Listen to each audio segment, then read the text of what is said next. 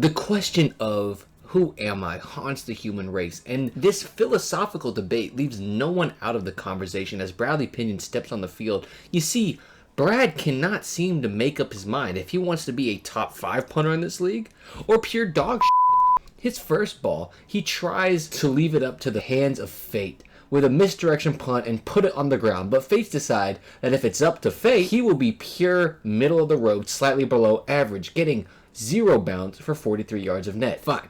I guess I'll try to figure it out myself, Pinion would say, perfectly placing the ball inside the 10-yard line with enough hang time that the returner and gunner were sharing war stories by the time the ball landed. But wait, with more power comes more responsibility. Am I ready to be a top 5 punter? Maybe I should hit a bad one so I can manage expectations about me, he thought to himself as he, from a yard deep in his own end zone, fails to even get it to midfield or past the 45-yard line. Despite this, his previously good punt was enough to put his reputation high enough that the announcers were trying to make excuses for him. It was tipped, I think. It was tipped, I think. Sir, I was closer to tipping the Eiffel Tower when I pretended to lean against it 6 blocks away than any defender was to tipping that ball. That was just a bad punt.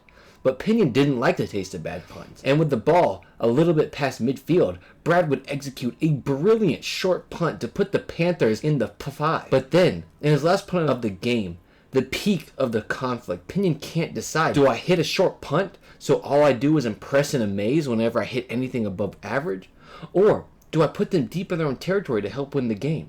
But in the midst of this thought, he popped it up over and out of bounds, not 20 yards past the line of scrimmage. Brad was confused. The announcers are confused. Parents are confused. I heard a kid ask his dad, "Is Bradley Pinion a good punter?" I don't know, kid.